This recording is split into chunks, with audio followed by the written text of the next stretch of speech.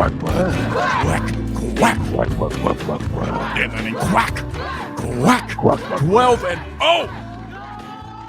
I am your host, Adam Jamel. And I'm Aaron Schroeder. This is the Quack 12 podcast, the most official, unofficial Oregon Ducks podcast on the web footosphere.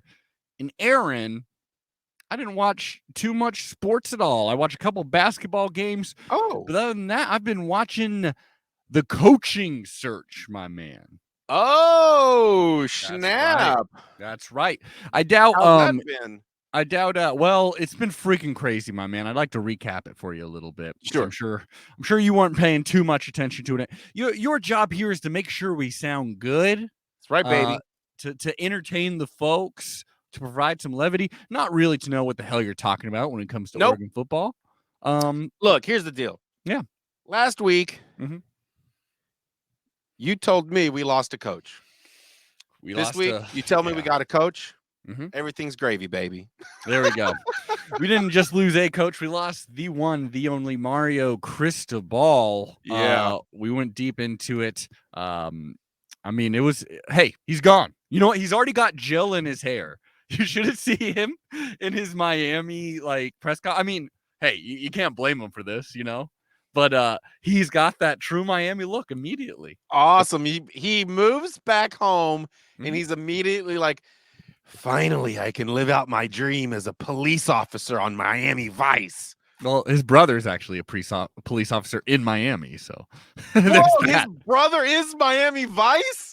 Yeah, so maybe, he's probably sidelining that. Dude, this family, bravo to them. I do love them.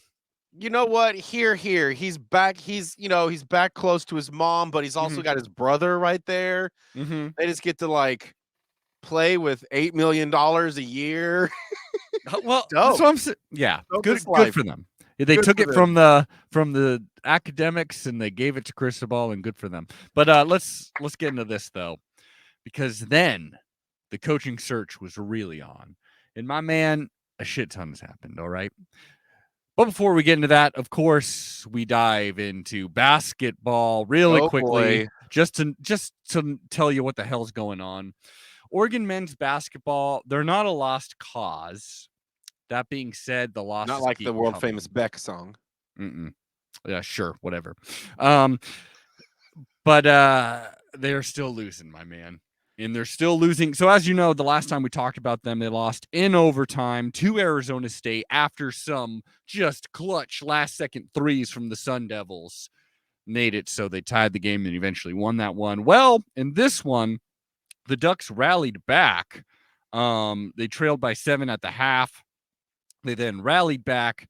However, a last-second buzzer-beater triple from the Stanford Cardinal. Wow. Makes it so the Ducks really are 0-2 in conference play. Ooh. Yeah. Richardson, Dang, it was that close. Yeah. Dude, now, was it a deep shot, like full court? Not full. They ping, ping, ping, and then shoot? No, it was contested, though. So that is saying something. He had a hand in his face. Yeah, no, got to give it to him. Quincy Guerrier. I believe that's it. Guerrier. I believe it's Guerrier. Sure. Oh, man, I'm butchering it. Was 1 rebound short of a double-double, had 18 points and 9 rebounds. Hell yeah. Richardson had 15. Soares had 10. Hey, I mean, they're getting better. That's all I can say. I'm not sure. This isn't a team that I don't think is going to really contest for the Pac-12 regular season. But hey, maybe by tournament time we can sneak in there. Who knows? Up next for them is against Portland, then Baylor. So hey, that's some big games. Maybe not against Portland, but then again, the women's basketball team, on the other hand, I think they're doing really well because, as you know, their problem really is that they're injured. We're waiting for guards to come back. Specifically Tahina Pau and India Rogers. Well, without them, we're still looking pretty damn good, man. I got to say, we beat Long Beach State. Long Beach State, I believe, was undefeated, and we snuck out a win 68-59 against them. That is in Eugene. It was back and forth, but hey, we pulled it off. Really good play from quite a few players, including Hurst, who I've really liked. And Hurst is just had an amazing game against McNeese State. The Cowgirls. Don't know where McNeese State is, but there you go. Against McNeese, my Hurst, one of How do my you spell that? McNeese. Then you spell state. McNeese State. McNeese. Yeah. Well, let me tell you, Hurst, 18 points, 6 of 8 from 3-point land. That sounds familiar. Triples. Hell yeah. So that's 18 points. How many minutes? Well, more than that. Sorry, more than 20 minutes. I feel like I remember someone from our not so distant past who was able to pull off that kind of a percentage. Oh yeah. Oh yeah. Maybe we got another one, baby. It's nice to see her. Yeah, really coming along. Kylie Watson also is a huge lady and is just becoming a dominant force. I mean, in the paint, you don't want to mess with the Ducks. I was about to say she's a defender. It seems like, yeah. I don't know. She can do it all, man. She was able to hit a little from further. She's got points in game. Honestly, I mean, she got points in the paint. What she really needs is to work on her free throw shooting. But other than that, I'm loving what she's doing. I think she's 6. I don't want to say she's 6'8". I think she's like 6'6" or something like that. Okay, I should look it up. I was about to see. I was like, well, maybe she's got like that Shaquille O'Neal problem where they're so tall, it's just kind of a straight shot. Not quite. So it's really hard to make that. But Sydney Parrish also, 21 points overall against McNeese State. Final score 109-38. Started this off. I think they scored like 28 straight points or something. Seems like that. Also maybe that other team wasn't so hot to begin with. They're not so hot, but the main thing is they're hitting open threes. They're hitting a lot of open threes. Right. And that's what you better be hitting open threes. Great shit, point. My man, I was way off. Kylie Watson is 6'4", but still, like, I mean, that's still pretty freaking tall for women's basketball. 6'4". Oh, okay. That's still tall ass lady. Tell you that much. Oh, dude, for the height, you got to look for another new fave of mine, Filipina Che. Filipina Che, I do believe, is the absolute tallest player we've ever had on this team at 6'8". 6'8". And not only that, Taylor Hasendov, who from Atlanta, Georgia, she transferred. And the NCAA finally said she can play. So she's on the team too. She's a forward. And dude, I think this team is really coming along. I'm not saying just because it's so competitive in the Pac-12, I'm not saying they're going to win it or anything, or maybe even be competitive at the end. But as of right now, 5-3 record. Their only losses are against some, pretty good teams. Number 1, South Carolina against South Florida. That's a good team. UC Davis, that's the embarrassing one, but still, Kansas State, Northwestern, those are our final 2 games in before conference play. Utah, Colorado, Stanford. I'm excited. They're looking good. I can't wait till we add our guards and then just see what this roster's doing, because I'm impressed. I'm impressed. I always am. I love women's basketball. Especially when they're looking more competitive. Yeah. If I remember correctly, the whole reason why you got into this crazy world of sports journalism was to make sure that the women's basketball team had coverage. That's right. That is right. I'm now actually, just as of very recently, breaking news to anyone who, I don't know, cares. I guess there's probably no one. I was the managing editor for Addicted to Quack. I've stepped down from that role, but from there, I was covering women's basketball nonstop. I loved it. It does not help that they found you with 5 pounds of cocaine. Yeah, no, I'm actually taking my talents to Miami. I'm going with Cristobal. You're also headed to Miami. Oh yeah, big time. I take off my beanie, you'd see just gelled hair, my man. Bravo. In a Heat shirt under this. But okay, so that's basketball. Let's get into what people really want to talk about. No offense, but this coaching search was freaking nuts. It was freaking nuts, my man. Seems like it went fast. I guess it did. It was like a week and a half, something like that. So it all started off. I mean, you saw there was that big list of names. Hey, here's some betting odds of who you can bet on, right? Right. Really thought it was going to be Baylor. I kind of thought it was going to be Baylor as well. But nope, apparently not. So instead of that, it was Dan Lanning. Dan Lanning, the defensive coordinator. I should say the people love this guy. He's a high riser. Never has been a head football coach. 35 years old. So this is the downside. But the reason why he's 35 that sounds like positives to me. Hey, you know what? It's either way you flip it, right? And I like it too. I'm a big fan of the hire. It's a young, fresh look at it's a new perspective. Yeah, exactly. I mean, isn't Georgia 1 or 2 in the nation? I believe right now they're 2. I don't know. I definitely should know this, but yeah, they're an elite program. They were number 1 throughout the entire thing. He knows what it's like to be in that facility. Yeah. Let's see how he does. I'm for it. I'm excited. Will he be coaching the bowl? No. And this is the thing. Okay. You don't want to mix that up because he can't come in there and be like, hey, this is how you don't want to quickly install all your philosophy in like a bowl game, Sure. Also, he's actually, I believe, I'm not quite sure about this, but still going to be the DC for Georgia. I'm probably wrong here. I think they've actually moved on. But that was a lot of the discussion, like whether he's going to be around because they're in the playoffs. They're about to play Michigan, right? Yeah. But let me. I want to tell you how this whole coaching search went, okay? Because it was freaking crazy. It started off. I mean, there's plenty of names out there, as you saw. Some of the ones that I don't think got an interview, but we were excited about. Dave Aranda from Baylor. You predicted that was going to be it. You were wrong, surprisingly. Not often. That's a first. Yeah, it was a first.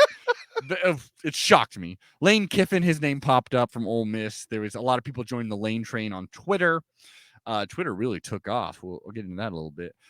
Then there came the official interviews, right? Because unlike Miami, we were doing the thing where it was like, no, you've got to court your possible future coach.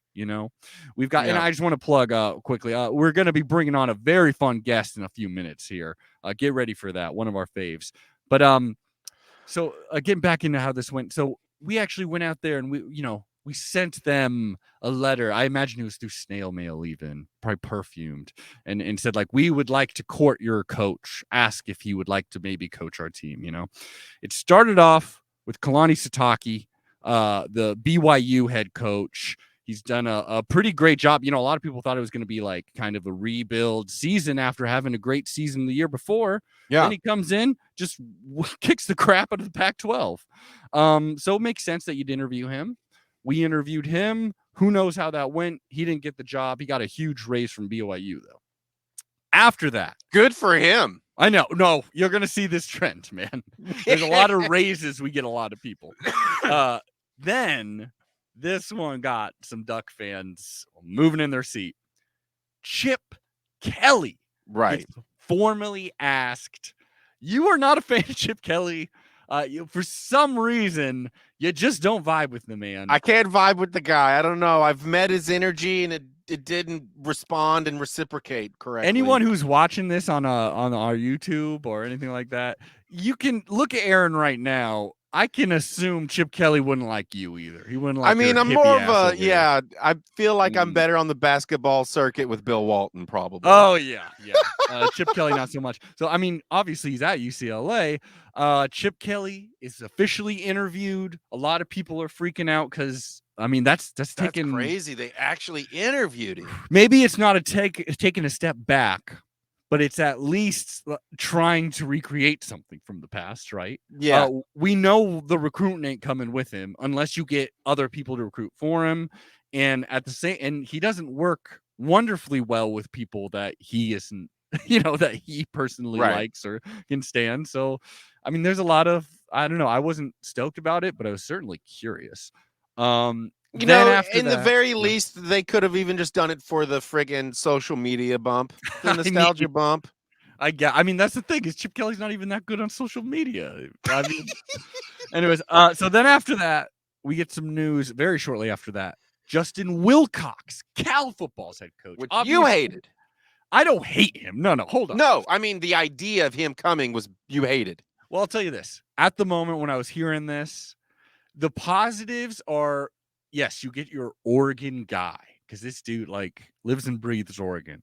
Like grew up basically with Herberts, like like is a Duck, his family with Duck, like legendary Ducks all around, like is a Duck, even when he's a Golden Bear. We almost get him, When you're a and Duck, you're a Duck all the way, baby. that's clearly the hire that was like, here's the guy that'll maybe be here forever, no matter what. Like maybe he won't be as hot on the recruiting trail or some crazy X and O mind, but he'll at least, be here and build us slowly. A lot of the older, like I don't know, Bilotti era people wanted that. A little drama coming into that. And then out of nowhere, you got Canzano, you got Crepia, you got all these people talking about who they think it's going to be.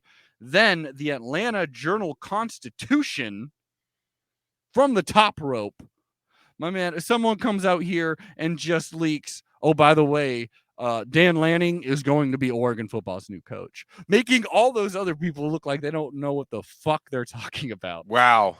So that comes out and we're like, oh, it's here. Then the university officially says, no, that isn't true. But they were saying, like, they were basically saying, like using the perfect words to be like, we have not hired him. We have not hired a coach.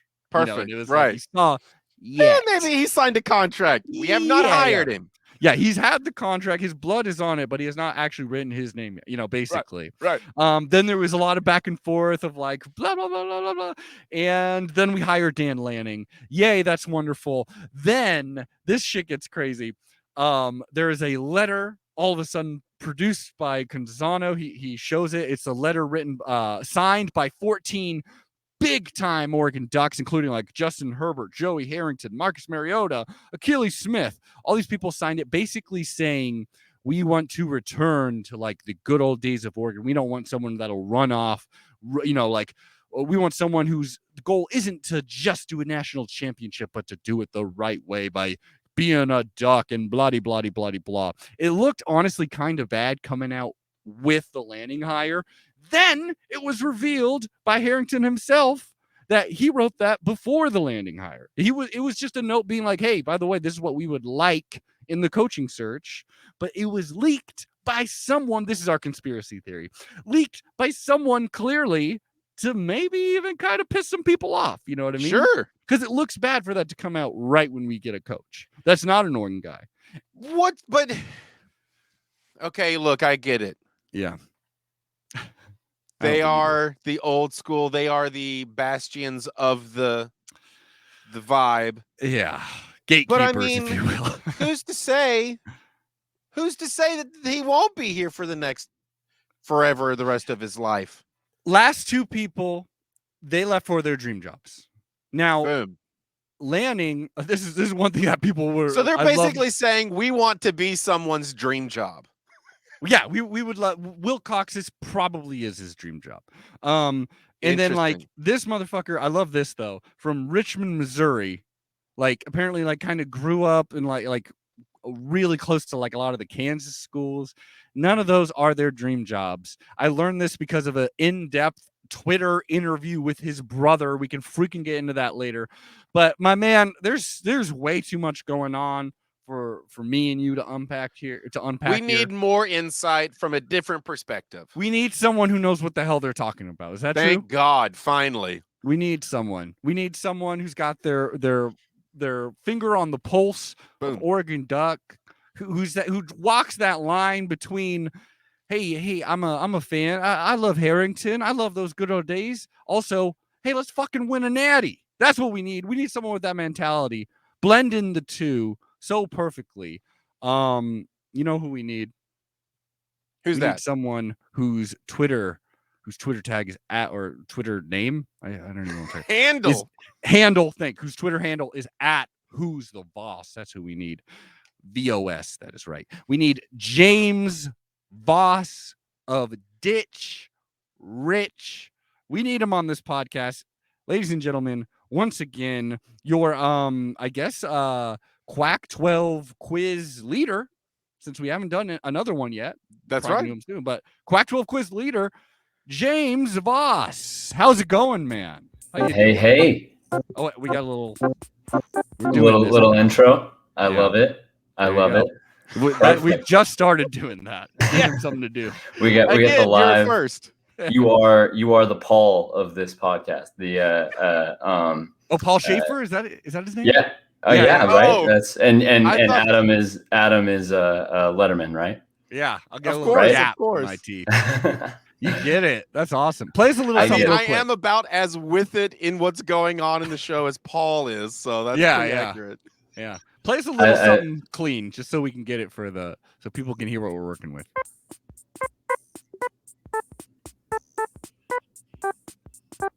I think that's enough. That's where we're going with. That's live music. Not every podcast does that. Love it. James, how you doing, my man? It's been a crazy coaching search. Am I right?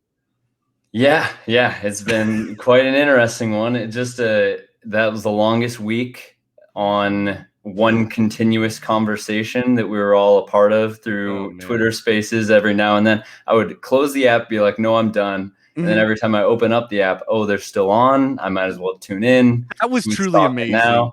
Now we gotta tell Aaron what that. Aaron, you know what a Twitter Space is? A Twitter Space? Twitter Space. No.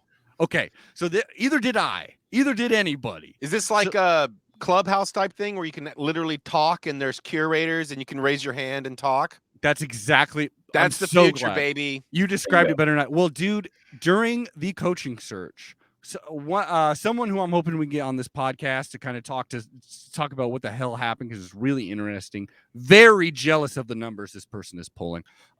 So they open up this Twitter space, say like, "Hey, let's talk about some Ducks, the coaching search." Oh shit! Suddenly, first of all, it started off the dude's brother, which is the funniest thing to me. Dan Lanning's brother hops on and starts just opening his mouth. It's just like, "Oh, I don't really know if he's the coach or not, but maybe he is. And like, if he was, I think he'd do good. And here's a possible OC hire." Like, just letting loose in a way that you do not see. Suddenly, real people hopping on this. Like, my God. Like Achilles Smith's on there. Joey Harrington's on there. Rob Mullins, the athletic director for the University of Oregon, is hopping in there. There's 1,500 people in there. I mean, you kind of have to at that point, right? As soon as like names jump in, you're like, fuck, the school needs to start representing a point here. Because they're gonna roast us. It was great. That's amazing. And it was like a 24-hour thing. It was nuts. James. Yeah. So during this time, there was a lot of names mentioned. You're a diehard Duck fan. I want to walk through going through let's say just the official interviews. Let's take Dan Lanning off the table right now. Okay. Kalani Sitake, Chip Kelly, Justin Wilcox. If you are the Oregon AD, who would you actually put in that head coaching spot out of those three? Of those three, I think naturally, if this was the case, it makes sense that Justin Wilcox was offered the job. I think you take the younger guy.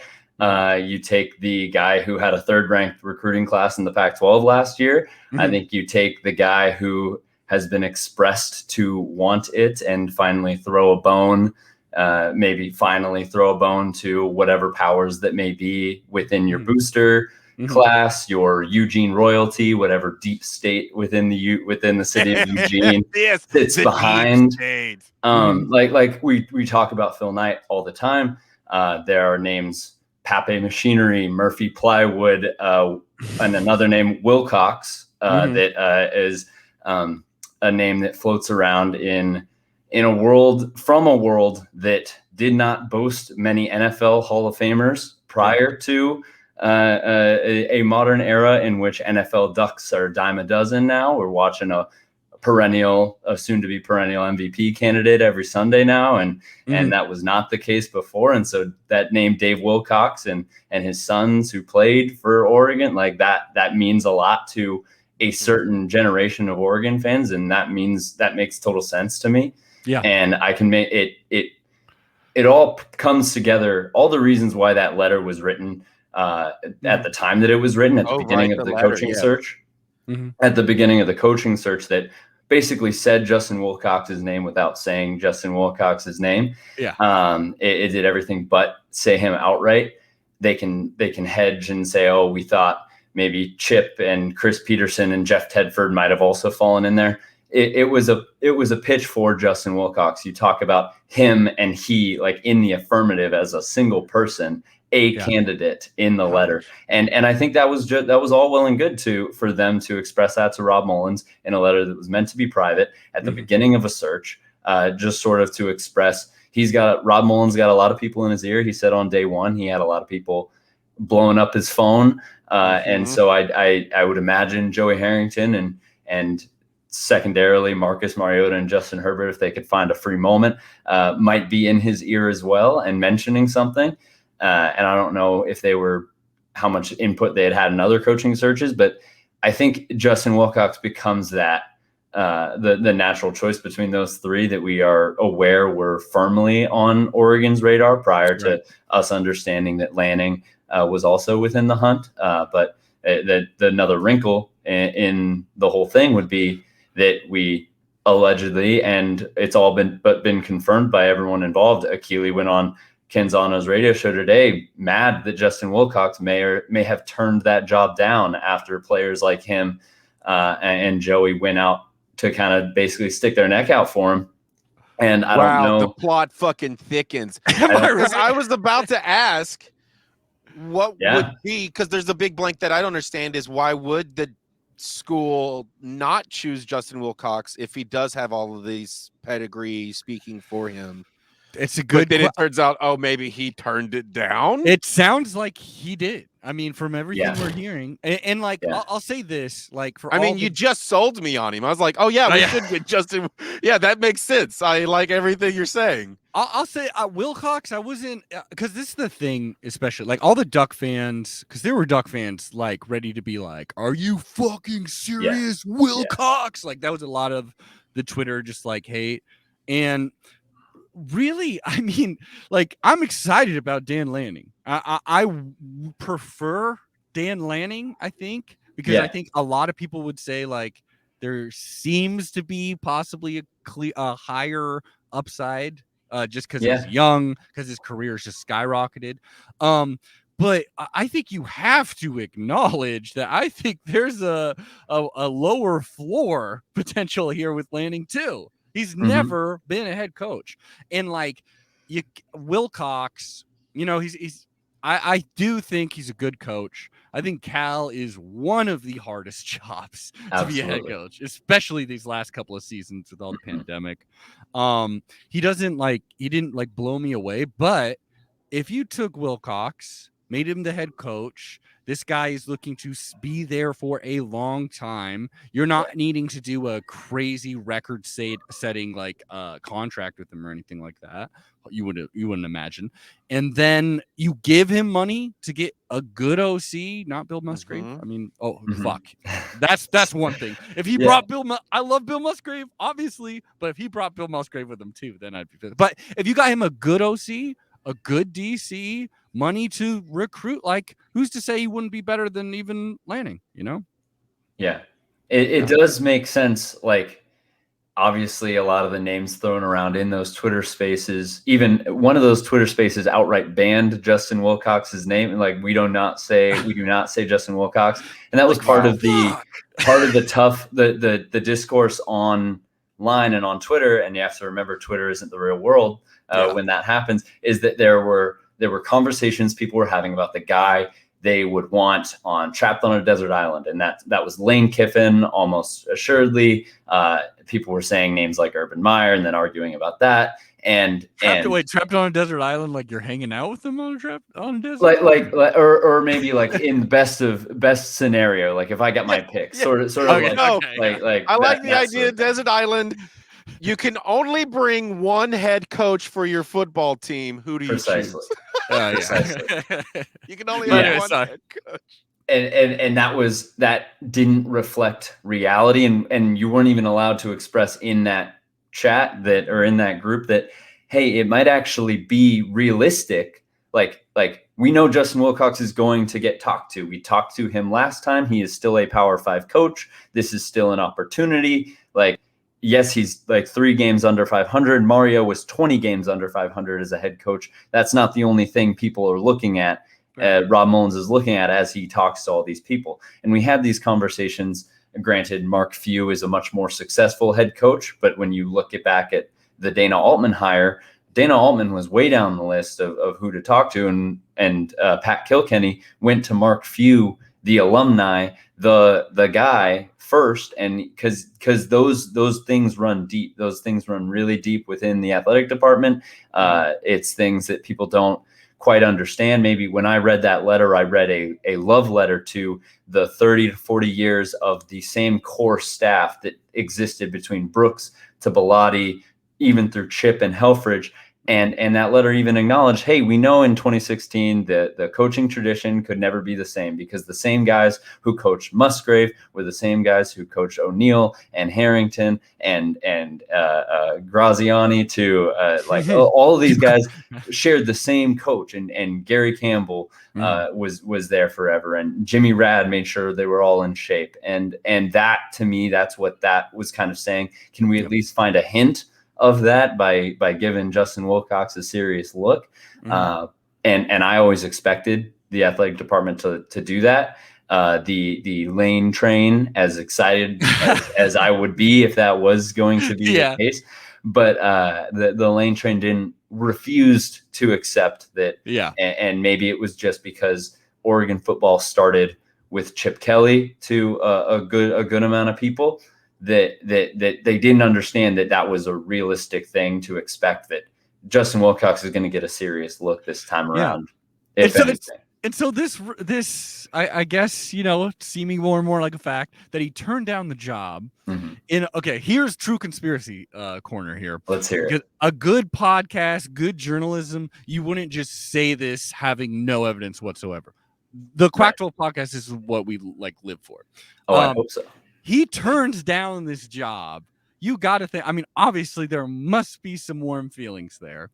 And Cal, he's not staying there because he's feeling like next season's the season I'm going to win the Pac-12 North.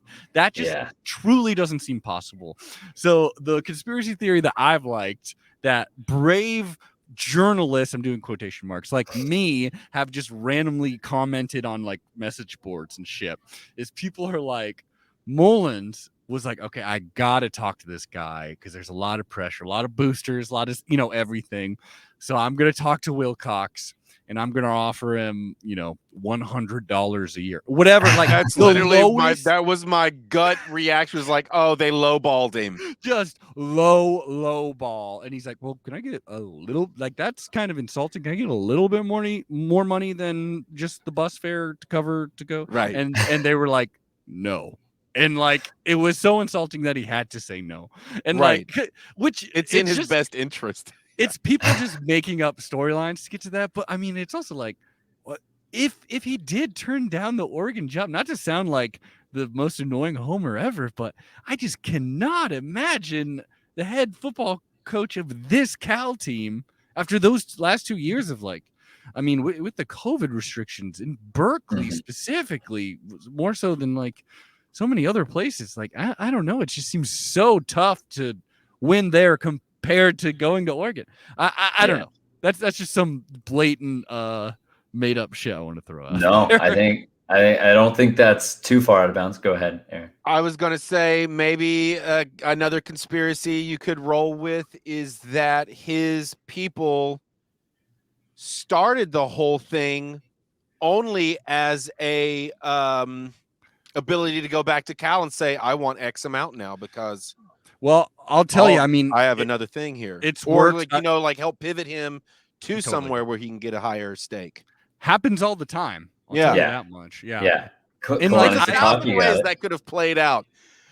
That was a conspiracy theory that someone just said oh, well, we're such close friends with Wilcox. We'll help him out by doing an interview so he can get more money. Drive his price up. Yeah, but we are not hiring that motherfucker. I don't know. Once a duck, always a duck. We make sure we get once he retires, he can become a very nice booster. Have a little bit of money. I guess we should have interviewed Scott Frost too to add a little. We would have done that. Yeah, we'd take that.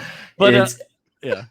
I wonder, like, if it is the dream that we always thought it was, or we expected it was for him.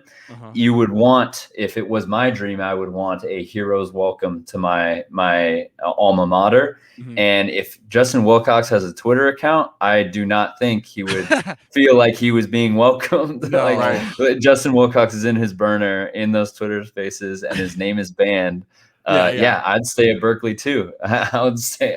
He's on his burner. He's like, no, Cal's a pretty tough place to coach. Maybe he was like, using the voice. You can do the voice changer in the spaces, and he was like, hey, actually, guys, Justin Wilcox isn't that bad. Cal's a really hard place to win. Yeah, he really turned that defense around. We don't need to talk about the offense, but we did, and there was a lot of people that were like banning Justin Wilcox's name and forgetting that.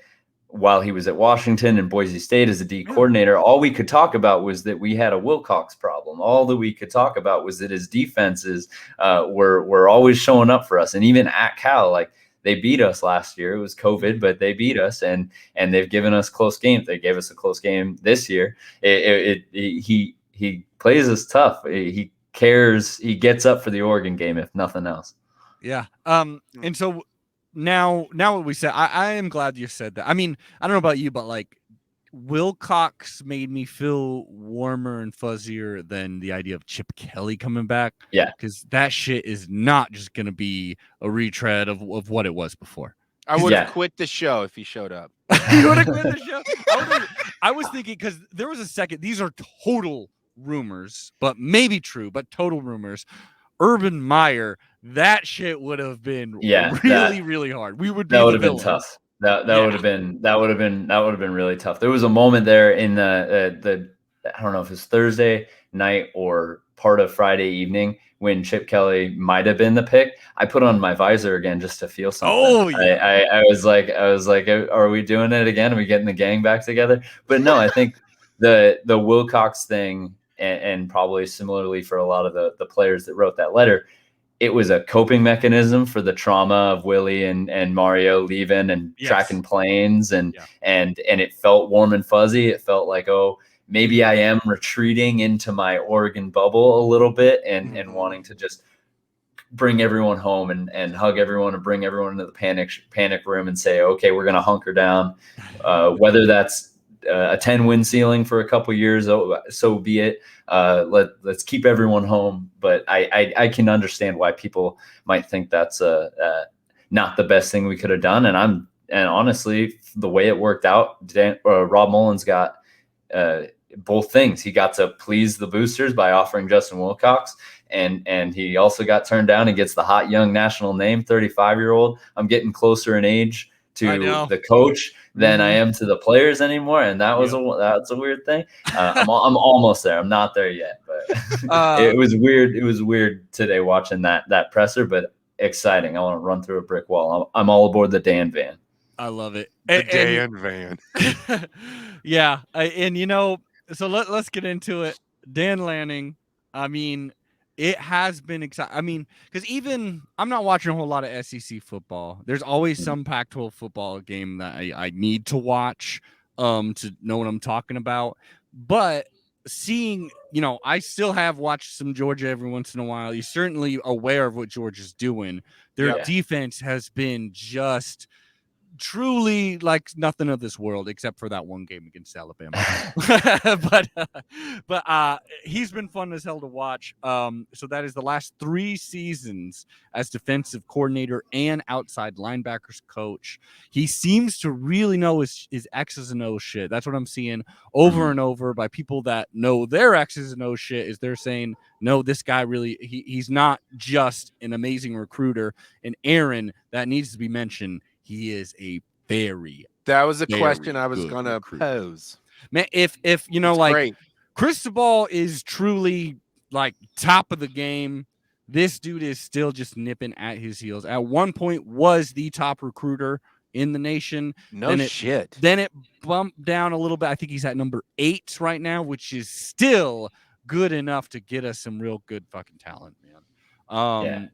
Yeah, and he's just like he actually had a couple of seasons at ASU as a general assistant and a recruiting, I don't know, whatever, captain, chief, coordinator. I don't know.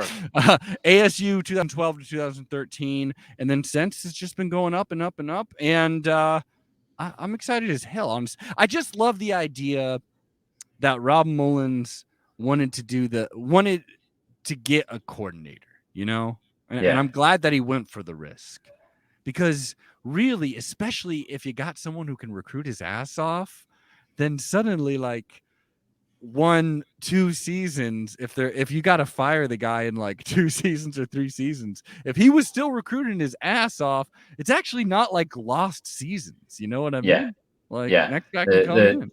Yeah, you look at the situation in Washington where the coach was a problem and the recruiting was a huge part of that. They come and the cabinet is bare, and they're hoping to bring some semblance of Fresno's roster over, or back and forth from their former transfers, and exactly. And the cabinet is bare from that standpoint.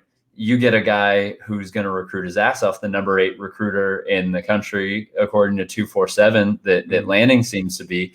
Young guy, high energy guy. I think he only dropped that far down because Mario beat him for Noah Sewell and Justin Flo, like that. And now he gets to come coach those guys. He lost the battle and won the war, and he gets to get those guys in his defense. And just right before we got on, I don't know if you all saw, I think you guys were actually live, Seven McGee had entered the transfer portal about 45 minutes ago. You saw that he is back. He is? He talked to Dan Lanning. He tweeted that he talked to Dan Lanning and that he's not entering the transfer portal. So it's been what? 6.5 hours since Dan literally I got conference. In my notes right here, people. Seven McGee transferred. I wrote that right when he already got him back. He's already back on the team. He's not going anywhere. That's how good Dan Lanning already seems to have proven himself on the recruiting. Gotta get Cattleman back. Exactly. Gotta get Henry Cattleman back. Gotta get Cattleman back. Micah, he can go play at Florida State if he wants. That's fine. No. Well, we should say too, speaking of Florida State, that is the rumor, right? Again, the best part about this is that this news was actually broken by Dan Lanning's brother. Yeah. Because he was like, I think he liked that coordinator over at Florida State. They worked together at Memphis. So I imagine that they're, like first of all, I love Dan Lanning's brother. That was a really fun time. Yeah. From this point on, now that he's hired at Oregon, you need to shut the fuck up, my man. Dude, I was so surprised. He was just talking. People were like, "What's your dad's name?" He's just so excited. He was saying everything. And I think he's significantly, or like 7+ years younger than Dan, and like he's not constantly in contact with him, so he's not like getting updates all the time. He knows if he gets the official text like to his dad or something, that's when the job's official, and he hadn't gotten that text yet. But Dan's a busy man. I love that he took his moment to get the 15 minutes. Yeah, because that's what started it. It was like people were like, "Oh my God, Dan Lanning's brother is in it," and like that got people there. People loved him. Whether like they basically spent the first 20-30 minutes of him being on, like, "Hey, are we sure this is actually Dan Lanning's brother?" Like people were asking, like, "What's your dad's name?" Like just trying to like vet him and like check him out, and they like Wikipedia and all this stuff. But it seemed to be legit. It seemed in the press conference, someone asked Dan about it, and he was like, "Someone actually just told me this right before I got on stage. I'm gonna have to figure that out." But yeah, he better lock it up now. I loved it as a candidate, not as a coach. Yeah, now, yeah, you can come on this show, but otherwise, don't talk to any real media, please. That's fine. And Bruce Feldman has been saying that he is targeting his good old friend Kenny Dillingham. Very freaking young offensive coordinator.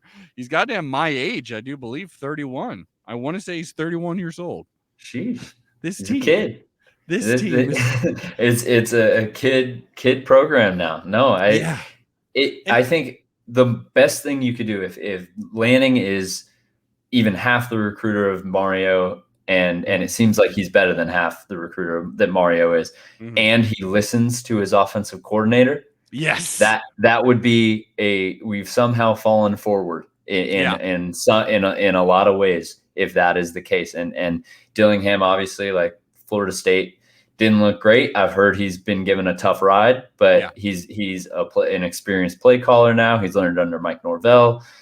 He's had that, and Memphis had some insane offenses when Mike Norvell was there. And I think it seems like it's exciting. It seems like Dillingham was even courting Pittman to come and transfer to Florida State as of like less than a week ago. So it seems like there's relationship with a passing game, with a balanced attack. That's what Dan talked about in his presser. How interesting. He's like, never mind. Yeah. Yeah, my bad too. I'm back. Yeah. Hey, we'll take everyone back. All the decommits, they see fun offense coming. They see a really stout defense coming. The Florence brothers, they can stick around and Kelvin Banks. Well, I think he's already. He's at Texas, right? He's gone. He's Texas. He's gone. Maybe someone else. Tanner Bailey, get your ass back. Come on. Come on home. Come on home. Yeah, and that young OC hire.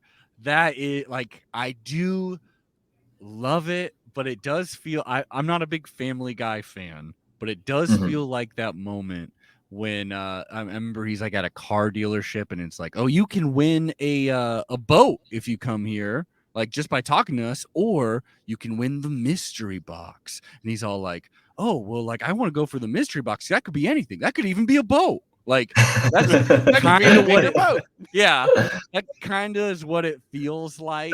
That's totally fair. That 31-year-old, you know. Yeah, it's a risk. It's a risk similar to that of hiring Lanning in the first place. Yeah. But he did talk about the notes app he's been keeping of all the guys that he's worked with along the way that like he could consider hiring if he was to ever become a head coach. And sounds like Dilly, as we've heard him lovingly, affectionately referred to as, Dilly might be one of those guys. And if he takes a job, that'd be exciting. And a young, exciting class. It seems like Dilly's also an insane recruiter in his own right. Yeah. So, I mean, just get a bunch of monster recruiters. I've heard rumors of Tosh coming back to the West Coast from Jacksonville, which is speaking of Urban Meyer, it's pretty bad situation there. I wouldn't blame him if he wanted to come back, and I'm sure Washington fans would just love it if we somehow ended up back with Tosh. Bro, I was rooting for Peterson to just come back and just be, oh my god, that'd be fucking great. Just to win the press conference to get him, and then he could immediately appoint Jimmy Lake to be our head coach, and then we would immediately lose again. Yeah. We just follow their cycle. Well, y'all, hey, there's a lot of questions in the air. I think we're all excited about landing in Eugene. I saw that pun so many times. I'm happy to hear that you're not part of the like Wilcox would have torpedoed this whole thing. But I'm excited for a new. This is the fun thing too, is like, we all watched them. That Oregon offense was pretty hard to watch at points in this season, even when we were winning. Like, mixing it up sounds good. I don't know. We may be heading towards disaster. We won't know till the next season. But so now we got pretty big event here. Glad you're here, James, to help us out, because we're wrapping up a season-long game that Aaron and I have been playing. We've been doing the pick'ems. We've been keeping scores, and now Aaron has a healthy lead, but we are going into bowl games, which is 2 points each. We'll keep your tally too and compare, see if you can beat us again, just like you did in the Pac-12. No, I was gonna ask Adam, did you have a chance to win, I guess you make the Bulls 2 points. That might give them a chance. I've been following the picks just a little bit. Yeah, well, that's the only way I have a chance to pick. Is I randomly, arbitrarily made that rule a couple of years ago when I was also back like 5 points. Way behind. Bulls games are 2 points. Yeah. Yep. Winner takes all. Yeah, sure. Yeah, sure. So here we go. Our favorite segment. The picks. That is right. Oh, sorry. I didn't mean to talk. No, keep going, man. No, it's good. Okay. It's just there for the transition, baby. A little quick for me, but the Great Pick'em Challenge.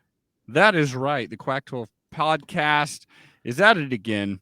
Here we go. So the current score, Adam has 48 points. Boo. Aaron has 54 points. So I got a lot. I mean, shit, that's a lot. We made 3 games to tie, 4 to win. I don't know what we do. How many bowl games are there? It makes you wish more Pac-12 teams were bowl eligible. Huh? I know. God damn it. It would have been nice if it wasn't like an even number too. But yeah, we got 6 bowl games to choose. All right. Because Pac-12 is, I don't know, a bit middling is why. But let's get into it, shall we? First bowl game. Oh yeah. Woo! The Jimmy Kimmel LA bowl game. What do y'all think about Jimmy Kimmel? Personally, I think he's kind of boring. I like late night talk shows. Don't like his. Don't think he has a character. I like that he employs his family. I'm not so sure I like that he employs his family just to pick on him. But he seems like a nice enough guy. I mean, he's definitely progressed since the Man Show. I was about to say, so you like that he wore blackface on camera. You approve that. No, get this I on did record. not know he did that. Oh, you did?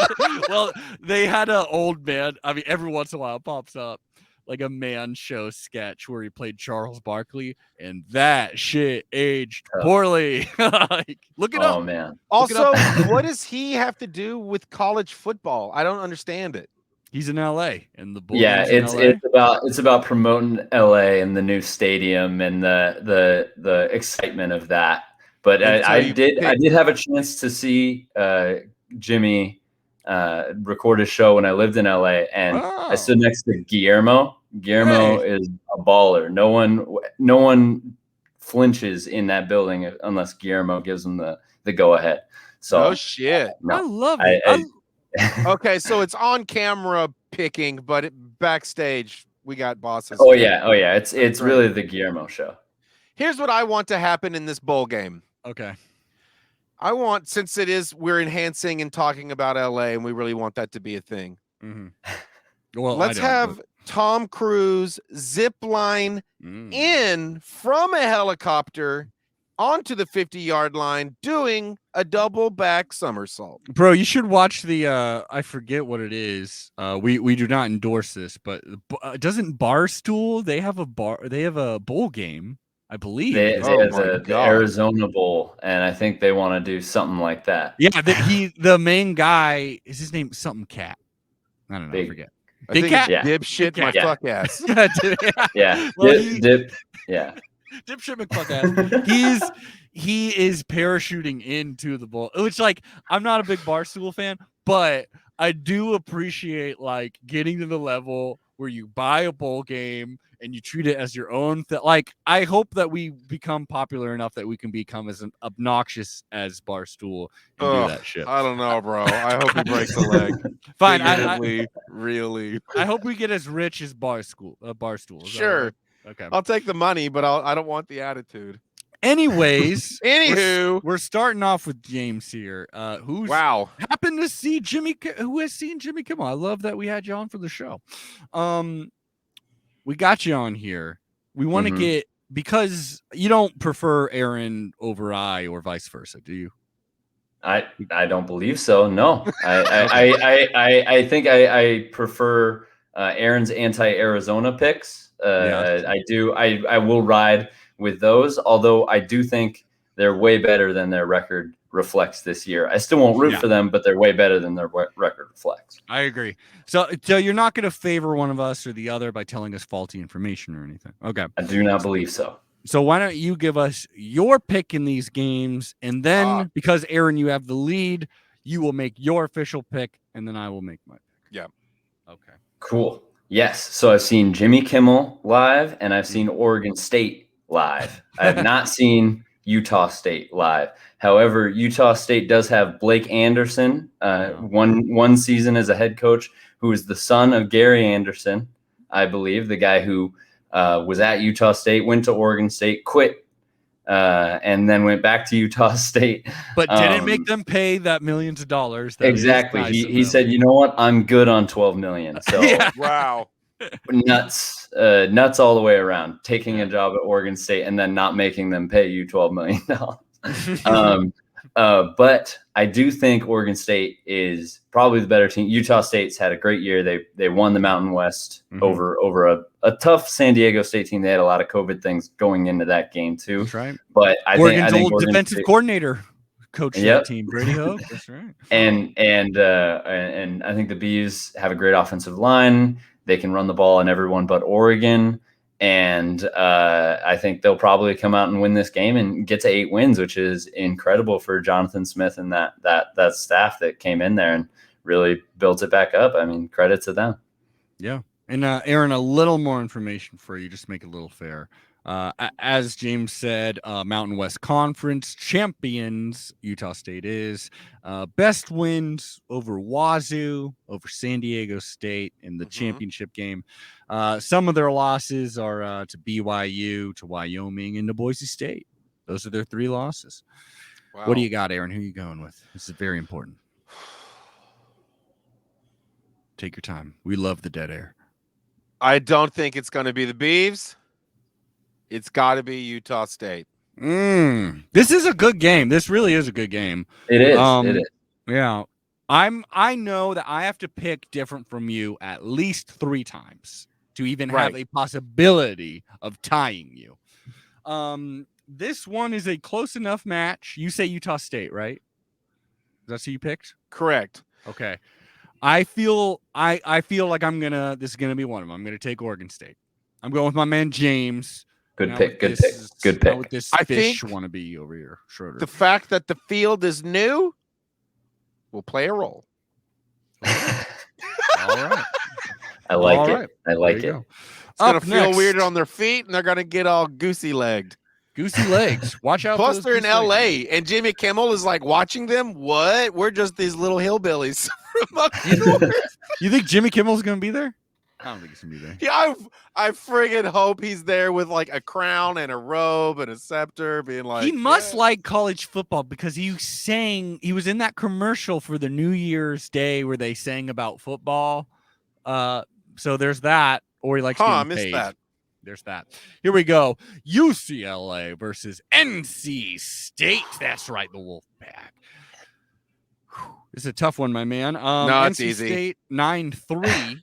UCLA 8-4, as you know. Chip Kelly. I mean, they had some good wins. LSU was one, even though it wasn't that impressive, I guess. Fresno State, that loss was entertaining at least. NC State wins over Clemson, which is less impressive than it would be a year or 2 ago. LA Tech, there you go. Louisiana Tech, yeah. UNC, they beat them. Sure, why not throw that in there? Losses to Mississippi State, to Miami. Cristobal's Miami, looking so good with that new gelled hair. And Wake Forest, Holiday Bowl. Who do you have, James, in this one? Yeah, I think NC State, that UNC game, it came down to a miracle, like final 2 touchdowns right at the end. I think they're easily 8-4, 8-4. If a ball goes the wrong way. I guess you can say that really about any team in the country, but I guess that's kind of tainting my view of NC State, even though I've seen them play pretty well here and there throughout the year. I do think DTR will be the best player in this game, and the game I saw DTR play against USC is probably really warping or elevating my belief in him and in UCLA. But I think UCLA is gonna win this one. Chip's gonna have a little bit of wind beneath his sails to know he's wanted by everybody. Like when Oregon was coming to calling people at UCLA, even though they were saying hey, should we fire Chip before that? Now they're like, hold on, do we have anybody other than Chip? and so I think there will be some momentum going into the next year. DTR, possibly his last college game. I think his last college game. He's been there forever, but COVID makes everything weird. I think he'll probably show up and really perform because it's 2 hours south. It's a home game. That's right, baby. Who you got, Aaron? Man, oh mercy. You gonna go with your Pac-12 homerism? Go with UCLA, though you hate. I can't. I was thinking about it. I was like, wow, am I really just gonna be going against every Pac-12 team? But I feel NC State has this, all the exact same reasons that James said, but it actually results in a boiling point of non-communicato between school and coach. I think Chip Kelly is cooked, my man. That's fair. I think that is a problem that I am picking right now 2 Pac-12 teams to win the 2 bowl games we've picked, because Pac-12 teams do not show up in bowl games. We know this, and historically, it's constantly what people say. So once we talk about my man Whittingham, you're going the right way. You're going the right way. Great. Okay. Oh yeah. So this one, UCLA, NC State. I've been burned by UCLA in the past, but this time, I'm also staying. I'm staying with my man James. I'm staying with the Pac-12, West Coast, best coast. Good for you. And I'll see your ass at the finish line after I crossed it, because I'm gonna win. Up next after that, a team we all know and love, the Oregon Ducks versus Oklahoma Sooners. Now, we all know Texans hate Oklahomans, so I imagine that already is leaning you towards the Ducks, Aaron. But no, the issue is that they water down their beer. Oklahoma does? Oh, yeah. It's like 2.3% alcohol down there. It's fucking bogus, bro. Oh, my goodness. You drink like 24 beers, you're not drunk, and then you just have a headache. Oh, my. It sounds like BYU. It sounds like Provo here we're talking about. Yeah. Soaking their beer. Yeah. I like that.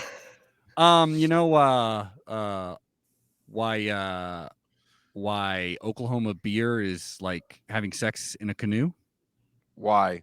It's fucking close to water. Good. There you go.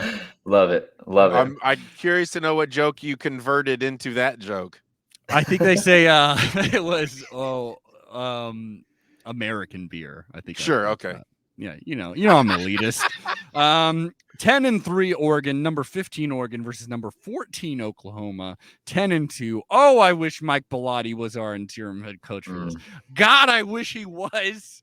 It seemed like there was a possibility for a goddamn second, but I don't know. He's not. Yeah. Oklahoma 10-2 with their best wins over Texas, Nebraska, Iowa State.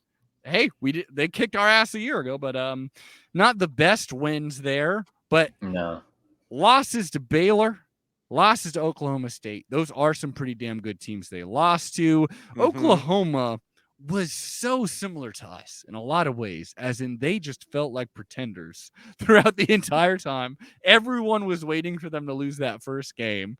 They also lost their head coach. This shit's crazy. They're going to want to beat us so bad from the last time we played them. And they happen to have the same goddamn head coach since the last time we played them. Man, I'm almost more excited for this game that it's kind of, no game is meaningless. At the same time, all the games are meaningless. Mm-hmm. At the same time, I kind of like that, this game doesn't have Thibodeau, that we don't have our new head coach here. It's all so random. Yeah. It's just throw it out there and see what happens, Yeah. We got the players.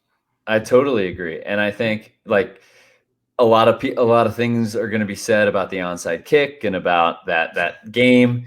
So many of these players, almost all of these players, probably have no clue. Like they're maybe watching a replay or they're being told by Bob Stoops at Oklahoma like what happened. I doubt many of our players are even being preached about that because hey, we won the game. If you want to blame an onside kick, then you should stop the ensuing touchdown. You should stop the field goals being blocked, or like you should stop all the other things. If you were one onside kick away from winning the football game, it was a lot closer than I think you are expressing as an Oklahoma Sooner. But I think I love that it also means really nothing. It's random. It's interim coaches and our staff is still going to be there. I wonder about our preparation with Mirabal and Moorhead and Feld and all them being sort of at the helm of it. I think that would be my number one flag, like for Oregon to actually expect to win this game. I just want to see something fun. I want to see something loose. I don't want to see the Iowa State game. It could also have meant nothing, but it just felt really sad the way that it went down. And after those two Utah games that were just repeats of each other, I just want to see something fun and loose, like what I saw against Oregon State right before that second Utah game, which might as well just have been all melded into one Utah game. Just that was a great game. Oregon State? That was a fun something one. Like that. Was. Well, I would like to see not Anthony Brown, not to be the person just to throw on Anthony Brown, but like, can it not be this one? Like, the practice will do someone else so good. I don't know if we can win with him, sure, but I don't know. It just seems like this is the game to really throw some other quarterback out there. But they may go like, this is also his last collegiate game ever. Right? He beat Ohio State. Knowing Moorhead being in charge, I think you might see a little platooning the way that we did see near the end of the year last year. When he may have started to get his way against USC and then a little bit against Iowa State. So I would imagine we'll see both quarterbacks. Ty can still maybe we might see all four. That would be fun. That would be a lot of fun because Ty can still play one more game and preserve his red shirt. And it would be very nice, I think you're right, to allow Ty Thompson or Robbie Ashford or Jay Butterfield the opportunity to play in a football game before they have to go into the Mercedes-Benz Superdome next year and play against Georgia as their first game, whoever that starter might be. So I think just out of real comfortability, I'll pick Oregon. I'm not confident in that pick, but I just want to say I picked Oregon, I guess. There you go. You know what? Convinced. I'm picking Oregon. Let's do it. Really quick, Mr. Voss, I am curious. Anthony Brown Jr., did he drive you nuts? You were safe? What did you feel about him and now that the season has passed? Yeah. What are your final thoughts? Yeah, I think anyone who has followed me, talked to me, or read any of my stuff might see me as the premier Anthony Brown defender. He won us. He won us 10 games. I refuse to put him in the same breath as a Burmeister or a Kempt or a Lockie. I think he's been given far too much crap than he deserves as a man, as a leader, as a person who goes out there and lays his body out on the line every single play, without a doubt. And I think he was known by the players. Like, people don't talk about the fact that he had the locker room since day one of this season. Everybody talks to him. You watch his interviews after every practice. All his teammates, Verone and Travis Dyer, screaming, "Oh, Anthony Brown, Superman, Superman!" Like, he had the respect of that locker room, and everyone responded to him, and that showed up in Columbus. That showed up on 3 or 4 game-winning touchdowns that he scored. That showed up on 3 games. He was either like 296, 287, and like 270. Like, those are not small numbers. Those are not trash numbers. Those are not guy who can't throw numbers. It was there. Obviously, he had times where he pressed and where he made mistakes, and where those Utah games especially, and put in positions where he was asked to do way more than what we already knew he wasn't capable of. And he still won 10 games. He still took us to the Pac-12 title game. There's still a chance to win 11. And I think he's been given, I think history might end up being kind to him once another quarterback may come along and not look as great and not win 10 games.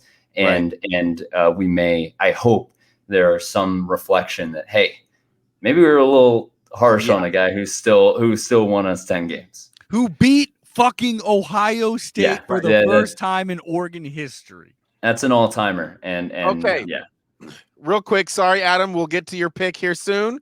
Bonus question. If it goes to the NFL, where do you see him going? I mean, if he were to go to the NFL because a scout really believed in it, like I don't see him, unlike a Tyler Huntley type, who is can still find his lanes in passing, and Tyler Huntley has a job in the NFL.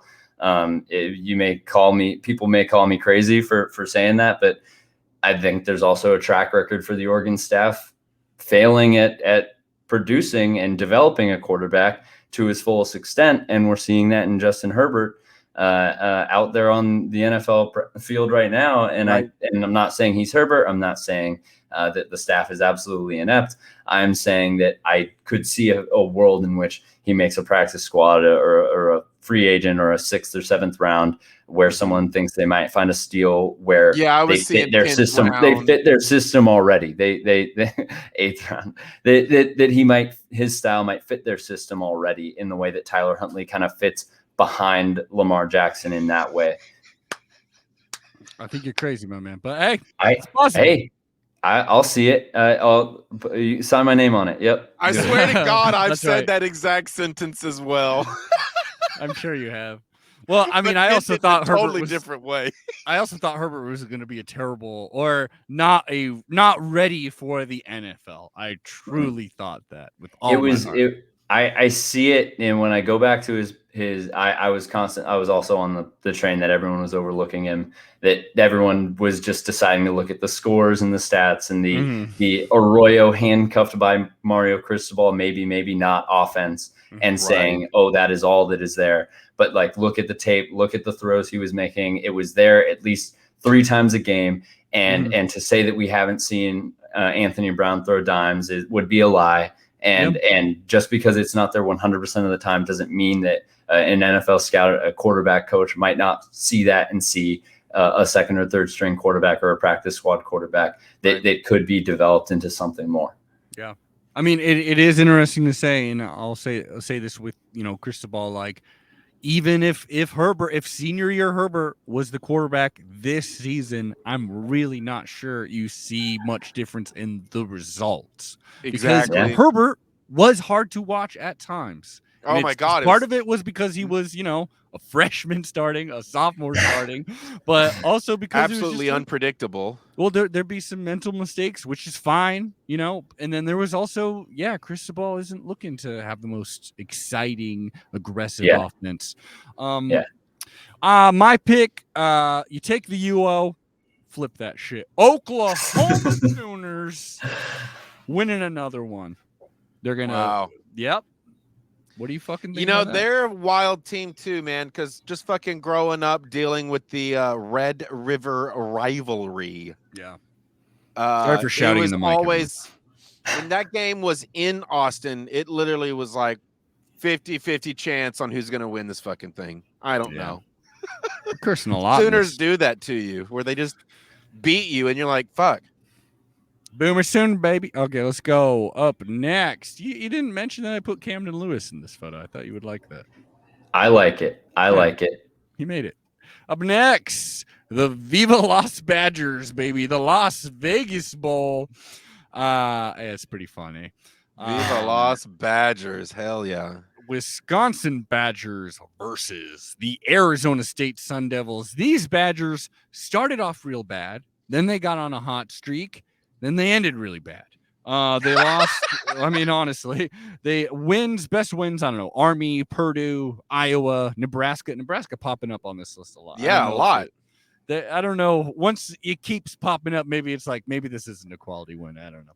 But and then losses to Penn State, Notre Dame, Michigan, and then the painful one, Minnesota. They got boated right at the end. I mean, they lost to pretty good teams at least. 8-4 against 8-4, the Fighting Herms, Arizona State. Hey, yeah, you I like think Dorian Thompson-Robinson. Hey, you got a Jayden Daniels. That's a pretty good one too, you know? You would think, and maybe freshman year Jayden Daniels, that would be the case. I think he has regressed. He went from throwing 35 times a game to, I think in the Territorial Cup, they won and he threw like 15. Like, I don't know what happened with that staff. They're clearly like all the different things going on behind the scenes, the possible NCAA sanctions, and I think the Herm Edwards experiment has sort of run its course, and my dad went to ASU, but I think ASU is a poorly coached team. I think Wisconsin is a well coached team with a very stout defense, a top 10 defense, despite like they're ending up in the Vegas Bowl. I think that they went on that hot streak in the middle of the year, and I think that was warranted. I think you lose to your rival in Minnesota in a bad fashion, you can kind of forget that if you come to the Vegas Bowl and play in that new stadium. And it might be the only time Arizona State gets to play in that stadium for a while, unless they make their way back to the Vegas Bowl. But I think it's Wisconsin here. I think it's Wisconsin here. I'll go against the pack here. What about you, Aaron? I assume your heart is going with Arizona State. You love the state. You love their politics. You love all the people in there. If I've said it once, I've said it 12 times. I am anti-Arizona this year. All right. I'm going with Wisconsin. Going with I love cheese. I hate heat. But you love weed, and they do not like weed in Wisconsin. That's why you don't live there. Yeah. Okay. Well, my man, you know, I need to go against you on a certain amount of times. But every once in a while, I gotta, if I know one team, if I really feel like one team's not going to win, I should probably go with you. I really don't think Arizona State can beat any team who is good to elite on any side of the ball or anything, any phase of the game. Even I think they would lose to a team if you had great special teams, honestly. I think they are a bit of a mess. I think they are not the best coach.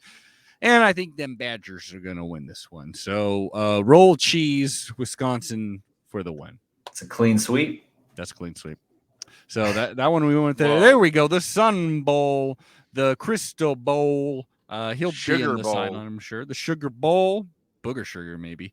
That is right. Miami versus Washington State in El Paso, Texas. What are your thoughts on El Paso? I fucking love El Paso. Yeah. Baby doll.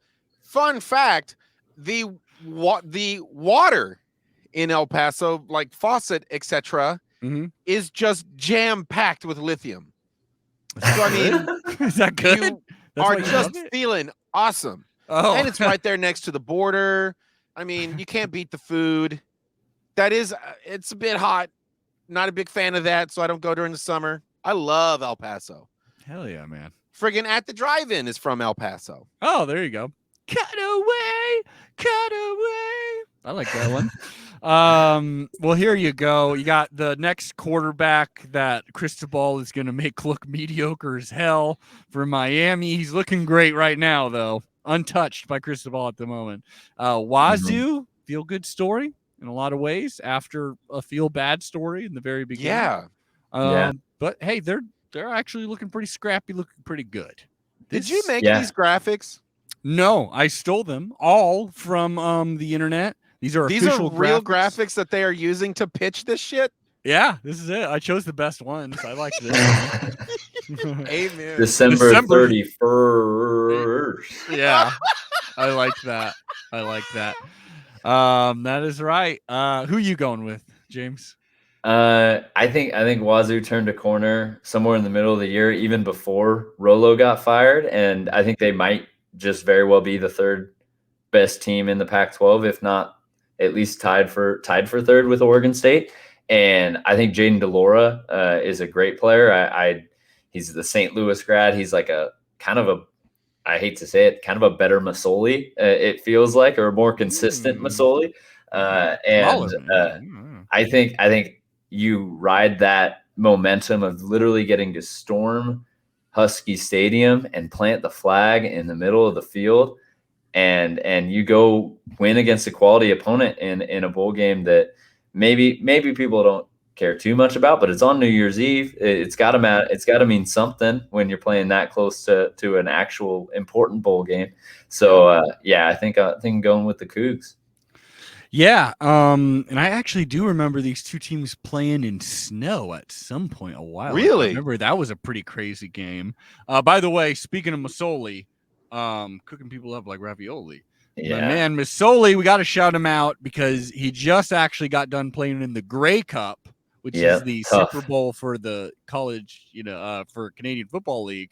And he came in off the bench, I do believe, threw 20 of 25, 185 yards, 2 touchdowns, but then I believe the game losing pick that fell off like 2-3 people's hands. And then, but hey, I love that Masoli is still out there playing. Like, you would have loved Masoli, Aaron. Oh, I wish you were watching him. And also, I think he got injured this season, but also big play VA up there, just killing it. And Charles Nelson just got his second Grey Cup because he won. He was on the other side for the Blue Bombers. Struck the duck. I know. The Grey Cup. I'm gonna have to look into this. This is news. we need to watch some Canadian Football League at some point. Just randomly choose one. Yeah. Well, no, it'd have to be a team. It'd have to be the Hamilton Tiger Cats or something like that. Yeah. Because Braylon's on that team too, right? Mm-hmm. Yeah, that's right. I love it. Aaron, who you picking? I gotta go Wazoo, baby. You going Wazoo? You're back in the pack on this one. Yeah, I think I gotta be. This is a tough one. They are. I have not watched any Miami football. Yeah, I don't know lick split about them. Their freshman quarterback came in, killed it. That is literally all I know. And then they kind of, didn't really make a big enough rally to save Manny Diaz's ass.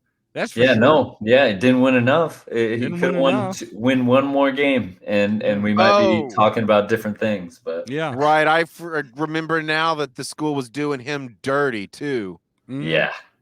So didn't do enough for Manny Diaz. Morale Washington low. State.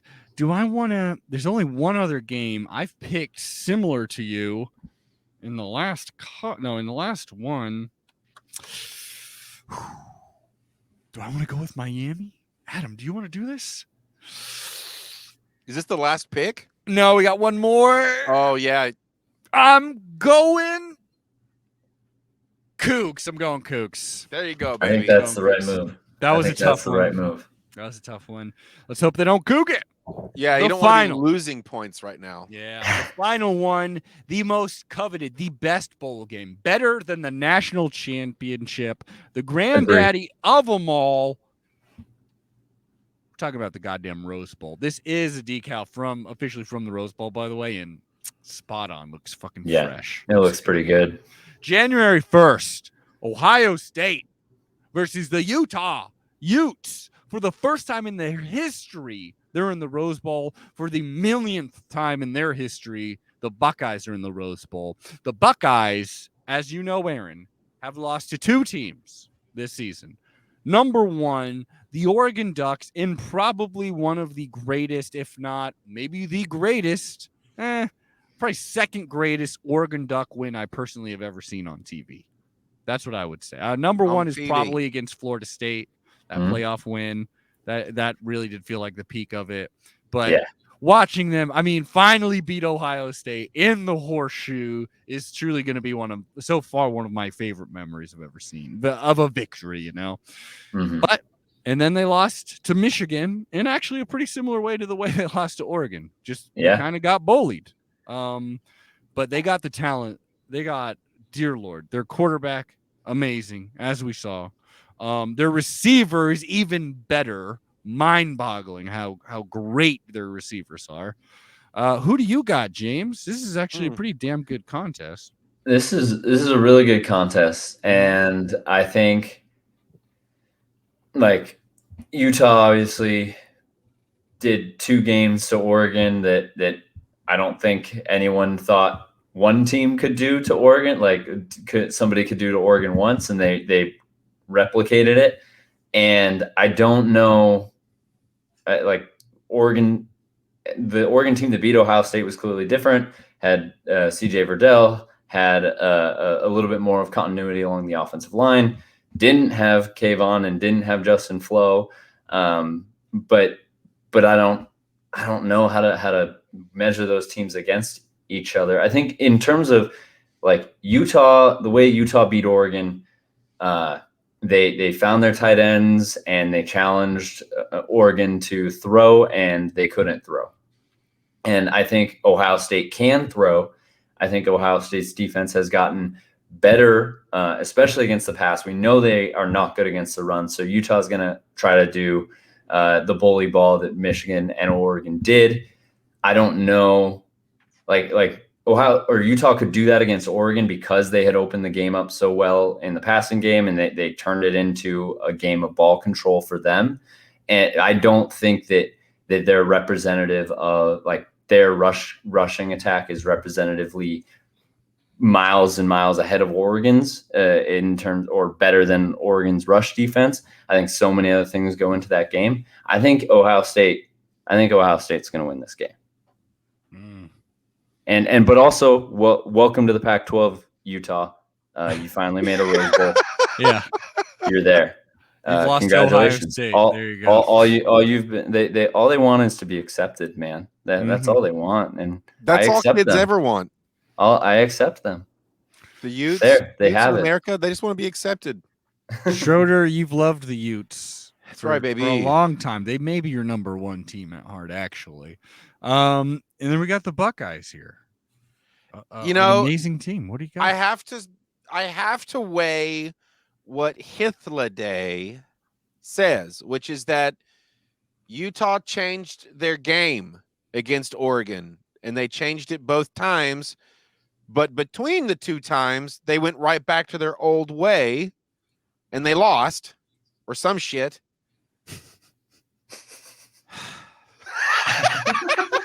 I think Ohio State as well, honestly. God damn it. I think this is that game because it's the Rose Bowl, because my deep conspiracy brain says, well, this is obviously bought and paid for. The rep there to make sure we get a really good, entertaining game. There's nothing better than an underdog story. If I were to go conspiracy, I'd go Utes. If I go logical, I go Ohio State. I'm going conspiracy. I'm going Utes. Oh, okay. I think this game was bought and paid for by the Tabernacle Choir. If someone is telling me, that's funny. If someone is telling me, hey, there's a game between Ohio State and a Pac-12 team, straight up, who you going to choose to win? And I get that option. Of course, I'm going with the Buckeyes. The Ohio State. I hate it, but you give me that option, I'm definitely taking that. And quite frankly, yeah. I mean, you're using your brain. I mean, that's the correct answer. Well, quite frankly, that's it. That's it, y'all. Them's the picks. Now, picks. There you go. There you have it. James Voss at Who's the Voss, VOS. Check out his Substack. That's what it's called, right? Yeah, Substack Ditch Rich for some really good writing there from a real duck perspective, if you know what I mean. And hey, you can follow us too at Quack12 Podcast. If you love what we're doing, why don't you slide some money to our Patreon, Quack12 Patreon. We got some special episodes over there in which we break down every single year of Oregon football history. You're going to want to check that out at Quack12 Podcast. Give us 5 stars, Apple Podcasts, blah, blah, blah. Anyways, James, it's been so nice talking to you. We'd love to have you on the show anytime, really. And it was nice getting your thoughts on Wilcox, on Lanning, on everything, man. Yeah, thank you both for having me on again. I'll do a quiz. I'll do an appearance. I'll do whatever. One of those full season reviews. If you haven't already done all those, I'd love to hop in on one of those. I love every time I get a chance to talk to you guys and to break it down. I love it. Thanks for having me on. We should create our own version of battles, but we have the Voss man versus the Hithlo Day.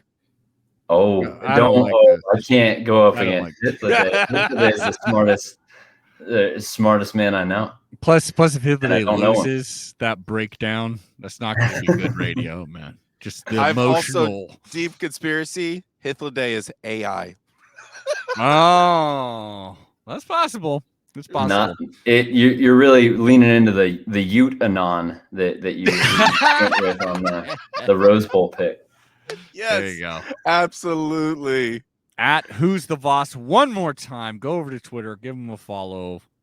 James, we love talking to you. Duck fans, it's been a crazy week, but we're going to keep coming out with the Quack 12 podcast every week till the day either we die or everyone on this planet dies. And even after that, if we're still alive, we're going to keep doing it. All right, everyone. Quack, quack, go Ducks, and may the Lanning. Fuck. What's our coach's name? Let's see. I wrote it in the. That's right. Dan Lanning. May the Lanning era begin 12-0.